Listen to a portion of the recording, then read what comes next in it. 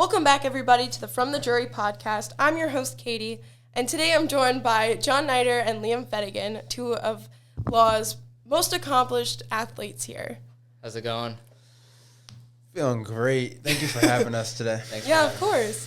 So I wanted to talk to you guys a little bit. You guys have been involved in athletics kind of your whole lives, and I kind of wanted to ask you guys, how did you get your start? How did you start with athletics growing up? All right, I'll start. So, from when I was young, I always played baseball. Baseball is kind of my main thing.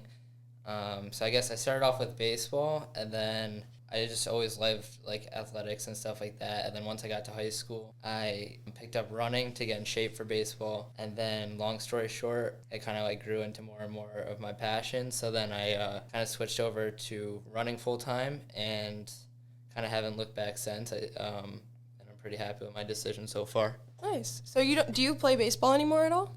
Once in a while, I'll sling the ball around my brother. But other than that, no, I don't do much. I'll watch it still, go to my brother's games and stuff like that. But pretty much running full time now. What about you, John? I've been involved in sports since a very young age. I think my dad got me involved when I was around 5 years old. First time I touched a football, I think, was on Thanksgiving. My dad actually took me outside and he said, "I'll give you $1 for every ball you catch." And we were out there for a while. He didn't actually pay me, but I was little, so I thought I was getting paid. Mm-hmm. But that's how I got involved in football. Basketball and baseball kind of follow the same lines. I've just been playing since I was really young and haven't stopped since. So when you guys started with your sports, I know, John, you started with football really young, as you just said. What kind of position were you playing before you came to law? I played all over when I was younger. I think the main position I was in was wide receiver. But growing up, I played everywhere on the football field. I went from running back, from defense, D-line, safety, corner. I was everywhere besides quarterback. I actually never played quarterback. So what happened, when you came to law, how did you end up becoming the quarterback? Did you ever see that ever happening? Did you ever see that as an opportunity you would have? So my freshman year, I got asked if I wanted to play quarterback. I said no, because I don't want to. I liked receiver a lot, and I never really saw that opportunity coming until around beginning of my junior year. My coach kind of asked me, but he wasn't really asking. It was more of a demand. He's like, "You got to play quarterback." So I was like, "Oh, whatever, I'll do it." It ended up working out for us, so I'm glad I didn't turn that down. Yeah, I would definitely say that was a big thing, especially coming from someone who doesn't exactly understand the game of football, as I've never played it, so I don't know all of the specifics as you do, but from just watching as a spectator from within the past 2 years, there has been such a difference within the way that our team's been playing, and I would say that you moving positions kind of helped foster this team that a lot of us knew was struggling. I think it made the team stronger in the end. Yeah, I think it helped build up the program to what it is today. Oh yeah. I definitely had more of a power position at quarterback to kind of drag people along, demand things, and I think that really helped in the off season when we were trying to work out and get better. I was just forcing people to be there. Yeah. But I also think it was a good thing to have somebody like you where you're dedicated to the team and you put in the work to kind of step into a leadership role. Yeah. And you were kind of there and to support all your teammates, which For I also sure. think was something that our team needed for a long time. Yeah, for sure. So Liam, going back to you, when you joined cross country, what was that like? What was that experience like freshman year? So I'd say freshman year there wasn't much of a running scene at law. The senior captain at the time, Michael Shava, he kind of got me into the sport, but there wasn't much of a running scene at law. So I kind of wanted to get the team and kind of pave my own path, if that makes sense. And leadership for cross country is a little different than leadership on the football field, for example. So I just tried to do the little things, once the race finishes, making sure people have water, kind of cheering people on through practices. Me doing different loops so then I could cut in, see where different people are at practice, stuff like that. But yeah, freshman year it was kind of just something I was getting into, and then sophomore year liked it more and more. And then junior year kind of really took it really, really serious. And then here we are senior year. Yeah, so you've been running a lot. I've seen especially as the years have gone by. Again, coming from a outsider's perspective, you are so committed to the sport.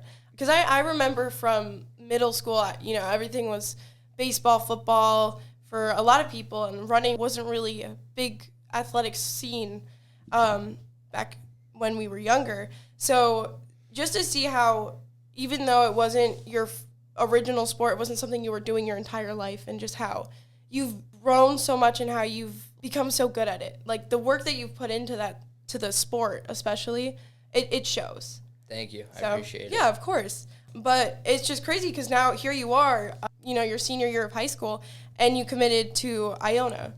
Like, what's that like? You're there for track, right? You committed to run track? Yeah, so honestly, like, the main goal, I'm sure, very similar to John, was just to play athletics in college. Oh, yeah. So I'm really, really flattered and excited to be on the team next year. And, I mean, going back to what you said before, like, running is a lot, like, it's not everyone's main sport when it starts out. Like a lot of people are baseball players, even football players. A lot of people, like, have some sort of background before they get into track, or vice versa. Maybe they start with track and running and then it stems off to something else. But yeah, with that being said, I'm really, really excited to run in New York with the guys next year and start competing at the collegiate level. Yeah, that's really exciting. Definitely something you should be so proud of. Thank you. But yeah, John, you also recently committed to UConn. What's that like? How do you feel? I feel relieved. The whole recruiting process was a mess for me. It was all over the place. So when I got the opportunity to play at UConn, I took it without hesitating. It's been a dream of mine to play at the college level, and it's just one step closer to my goals and dreams. So speaking of goals, now that you brought it up, do you have any short-term goals? This applies to both of you. Do you have any short-term goals that you'd like to accomplish within like the next few months to the next couple of years? I would say the first short-term goal I've set for myself after committing to UConn is to just get on the playing field as soon as I can. Mm-hmm. And I feel like that'll help me out towards the end of my playing career. Yeah, in terms of me, I mean, we got track coming up, meets are about to start. Obviously trying to bring the times lower and lower. Mm-hmm. I mean, some big marks for me that I'm trying to get is closer to that 4:15 mark for the mile, and sub 9:30 for the 2 mile. And the bigger picture, I mean, for next year would be, like competing. I'm looking forward to traveling and stuff, but also that Rookie of the Year running honor for next year is, I think, a goal that I'm going to try to shoot for. Yeah, definitely. On top of athletics, you also have school to worry about. So it's definitely going to be a similar situation to kind of high school where you're a student athlete. But now that that's carrying into college with you, it's definitely good to set those goals so you're keeping yourself on track, especially in your schoolwork, but also in athletics. So speaking of that, what is it like managing your athletic responsibilities with like other things that you do? So anything you do recreationally, clubs, volunteering, like community service stuff, and schoolwork. Like, what is that like to manage it all? I mean, it definitely gets hectic at times. But I'd say it's one of the most important things to, I mean, at least for me from a running perspective, if you're focused on running like 24/7, like you're going to get burned out. Like it's just one of those sports, like you're running all these miles a week, you're working out, like you need other stuff in your life to kind of balance everything out. Mm-hmm. Honestly, running helps me with schoolwork. When I'm not, say I have like an off week in between seasons where I'm like just lifting and not putting in as many miles, it definitely negatively affects my like academics and stuff like that. So the running helps me academically, but I've also enjoyed like volunteering through like running programs or like just even fitness programs like Race for Chase at the Y I did a few years ago. That was super cool. So I mean, all stuff like that, I mean, it's nice to help get the youth like involved, and you need that break like in between running, sports, school. Like it's all an equation that needs to be balanced. Yeah. John, what's it like managing football and school? It's definitely a hard balance because obviously I love football, I love playing it. School is a lot more important though, because without school you can't play football. You're not eligible to play football. So as much fun football can be, you always gotta put school first, and I have to focus on my academics over everything, which may get in the way of football sometimes when I want to go work out or hang out with my friends, play some football with them. But it's always got to get done first. So it's not an easy balance, but I get it done. It's great to hear that you guys have figured out your own strategies to manage that and manage your time, which is definitely something a lot of student athletes have to learn, especially early on. But moving on, kind of thinking about some more things that you've learned, especially now that you guys are seniors and that you've been doing this for a while now. What have you learned about like teamwork, especially with your past experiences on your team or individually, like things specifically in the football realm? What have you learned about teamwork and from past experiences within your team? From what I learned with football, teamwork's like a huge puzzle. Like a bunch of different pieces are needed in order for it to be like a complete team. You could have all these things, but if you are missing one component, it's just not the same. You're not that really complete of a team. So I think it's like really, really important that teamwork is everyone involved. It can't just be a small group, small cliques of people. It has to be everyone all bought in. So when it comes to stuff like that, do you guys do a lot of like team building stuff outside of practice? Oh yeah. So we actually went on what's it called? It's some quarry in Connecticut. Forgot the name of it. We went to basically this water park in Connecticut together. We spent the day there. It was a lot of fun, team bonding. We also did a lot of working out in the summer together. The whole summer we were together 4 or 5 days a week in the morning working out. So it's basically a family. We spend so much time together, you eventually learn to love each other. So Liam, especially with running, because I know running can be a heavy individual sport. What's the teamwork dynamic like in a sport like that?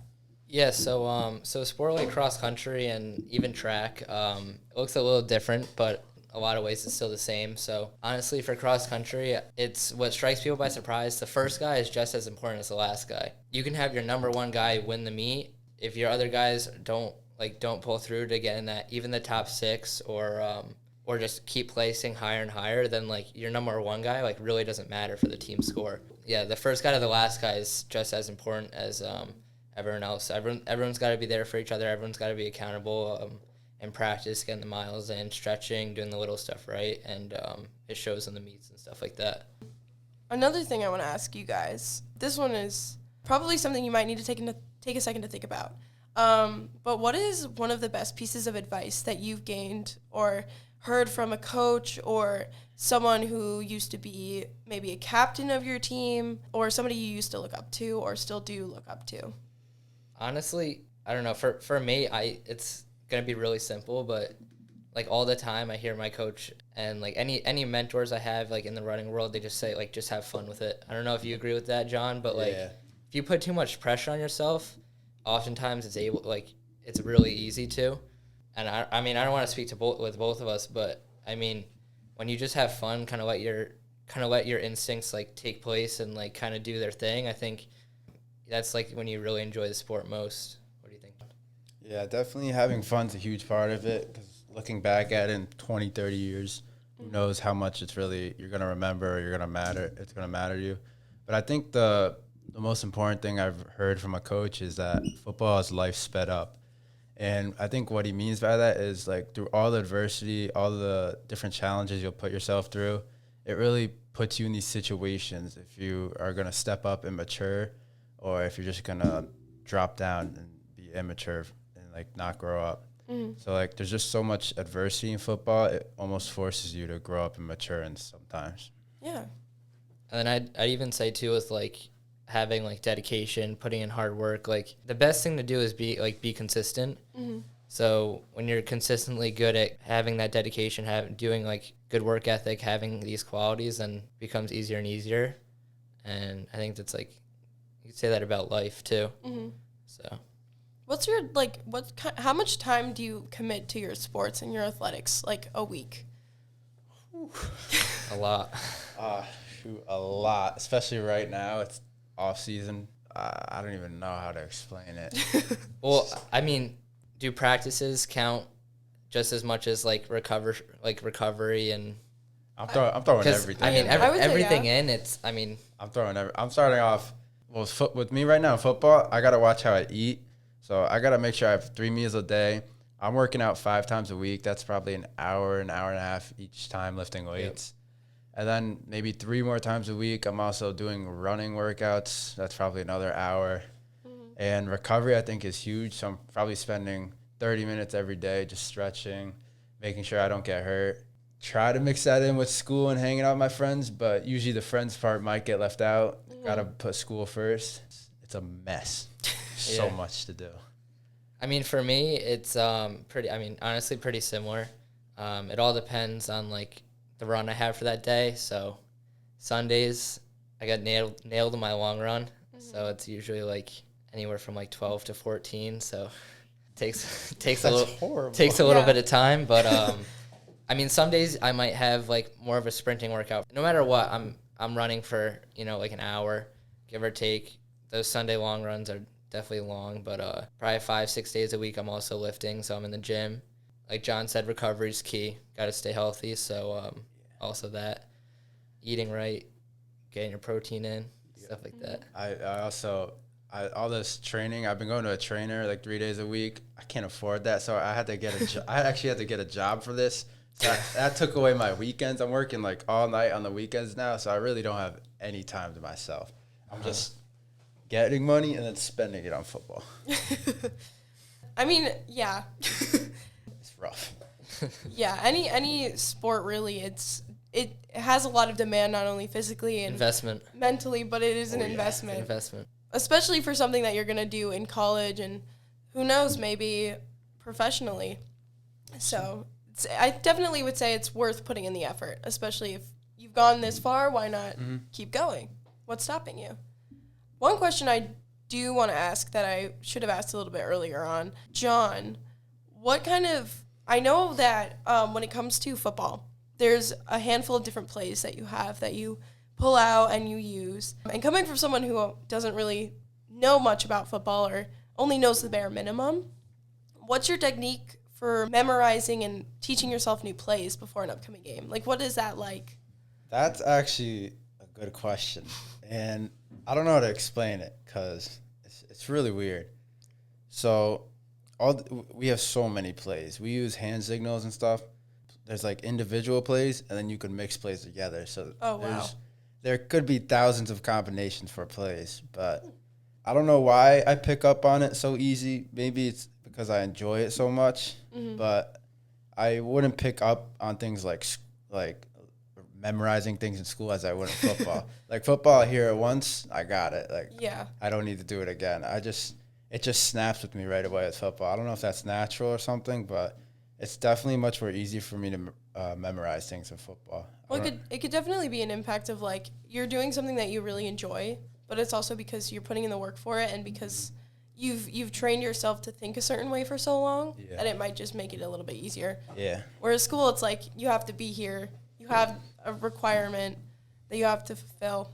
Yeah. So definitely. Liam, when it comes to like running races, what kind of mentality do you have before you get into a race? Like, what's your preparation prior to racing? So my preparation starts a few days before the meet, actually. So hydration's like key. Hydration, nutrition. Leading up to the meet, I'm really trying to watch what I'm eating, getting the right stuff in, make sure I have enough water. And then, I mean, once I'm on the line, it's go time. So I'm just trying to get out there. Try and get out there strong. Try to get a good spot. Because in cross country, it's a big line of people, especially like the state meet. Some bigger meets, there's hundreds of people on the line. And when you go into those trails or when you're on that track, you need the best line possible. So try to get out there hard. I'm not a big guy on leading. I don't really like to lead. I like to piggyback off like the 1 and 2 guy and then catch him, hawk him down, and then take it. Mm-hmm. Well, what are you like thinking during races? Like, where's your mind at? Are you like, this is horrible, this is miserable? Or like, do you even remember your races? Like, how does that go? So John's just like stealing my job over here. I'm curious. I'm just curious. No, I mean, so I get out on the line. I mean, depending on New England's, like, it was the first time I was at New England's this year, so I was on the line and pretty nervous. Like, there's some great talent in the field. I honestly, like, try and get out strong. Sometimes if the pace is, like, pushing, you're, like, might be freaking out a little bit. You're like, what are we doing here? And a lot of times that's just like opponents trying to mess with you. Yeah. Or there's like rabbits that will go out really fast and like will die back. So you kind of just have to like feel your pace. But like once you hit the first mile, I kind of just do like a check where my head is, check my breathing, like stuff like that. Stay relaxed, keep my hands loose. And then once that 2 mile mark hits, you got to just finish. You got to finish strong. You got to try and catch as much heads as possible. Or if you're in the lead, just try to get as far out as possible. Or same thing with the track. But I don't know, John. What do you do when you have those big games? Yeah, like big games. What's your prep? What do you do for prep work for big games, and what's it like when you're on the field and like, because everything's happening so fast and you can't see like what's happening from a bird's eye view because you're in the game. And you're in charge of multiple people too. Right. So, yeah. So what's it like when like the ball's moving and you're like looking around, where is it? Like what's that like? I'm gonna start off with last year. My first year at quarterback, I was nervous the whole week before every game. Like I was so nervous. I don't know why. It just stuck with me the whole year. Before every game, I was so nervous. And now going into the senior year, I wasn't really nervous at all. I was just going out there having fun. I'd say the big games, foreign, Notre Dame, I just wanted, like, I hated waiting to get out on the field. And I think that goes for every game. I hated waiting before every game. I just wanted to play then and now. And once I got out there, I was just having fun. I was giggling. I was running around. I was having a blast. Yeah. My mindset out there, I'm just having fun and doing what we do best. That's like, I'd say that's the same thing. Like once you actually get up to the line, like sometimes like you'll get there 5-10 minutes before they call it. That 5 or 10 minutes, like it seems like a whole day. Yeah. Like you're there and you're just like so antsy and like you're anxious and so you're just waiting for them to get going. Yeah, exactly. It just takes forever. One of the worst feelings, just waiting for a game. I feel like any student athlete has experienced that in some way, shape, or form. Oh yeah, definitely. I know with swimming, especially having to stand behind that block like 1 or 2 races before you, it's the most nerve-wracking thing ever. Because then sometimes you get in your own head and you're like, well, what if this goes wrong or this goes wrong, and like how do you keep yourself grounded? There's a lot of things that can be going through my head before the game. A lot of those could be negative, but I just keep those thoughts out of my head. I think of the game plan, what we need to get done, how we could do it. And during a football game, there's a lot of challenges that will pop up. So you have to think of how you will accept those challenges and what you will do to get past those challenges. Yeah, I'd agree with that. I mean, like leading up to the race, like as long as I do all the prep work that I usually do, then like in my head I'm like, all right, like I'm here, I've done everything I can, so I have 15 minutes, so make it the best 15 minutes that it could be. So yeah. So you like to keep your prep work very consistent throughout the whole season? Yes, yeah. I have like even like the stuff I keep like in my bag, like I don't know, like superstitious like stuff like that. Superstitious guy. Do you have like a lucky pair of shoes or something? Yeah, so it's funny you asked that. So I was at my grandfather was at one of my meets last season, and he's very, very old. he's like almost 90. Oh wow. But he ran when he was younger. My dad ran, and so he came to my meet last year, and we were having dinner. And we're all around the table. I just finished running, and all of a sudden I see him like he's like under the table. He's like messing with something with his shoe. And I'm like looking over at him. I'm like, what is he doing? Like you never know. Like I don't know. He's 85 years old. Like I don't know. You don't want to assume anything. Yeah. So I'm like, we call him Pop Up. So I'm like, Pop Up, what are you doing over there? And he's like, he pulls out his insoles of his like orthopedic insoles like for his shoes, and he like talks with like kind of like this stutter, and he's like Liam, here I want you to have these insoles, and I'm like I'm not gonna say no. I'm like all right, sweet, like I'm like thanks, I'll like try them out or whatever, and so like to this day I keep them in my spike bag. And like I bring them to every meet. I don't run in them, but he might think I run in them, but That's okay. We don't need to tell him. I bring him story. Yeah, I bring him to every meet, and that's I don't know. That's kind of my thing. Wow. Yeah. John, do you have anything that you have? I wish I had a story like that, but I really don't have any superstitions. I just make sure I have all the stuff I need, and he just goes out there. And I just go out there and play. I trust my ability, and I don't really have any superstitions.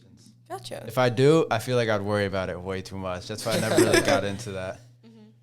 So one of my last questions that I definitely wanted to ask you guys is, where do you see yourself in 10 years from now, 20 years from now? You know, where do you see yourself going potentially? Or where do you want to go in the future? Tough question. I know, loaded question. I wish I could see where I would be in 10 years, but I don't think I will. It's kind of nerve-wracking. Yeah. A lot of different possibilities. A lot of things go good, a lot of things go wrong. You never know. Mm-hmm. I mean, I don't know, something with running. I definitely still want to be something involved with running in some way. Mm-hmm. I probably won't be racing. I mean, maybe coaching. Your body can only take so much. So yeah. Maybe coaching of some sort. Who knows? Who knows? I mean, I'm looking forward to going into business next year at school, so maybe business and running with, I don't know, brands or whatever might take a twist and turn. So who knows? So I don't know, definitely something. I definitely want to be with the sport in some way. Yeah. I'm going to say the same thing for that.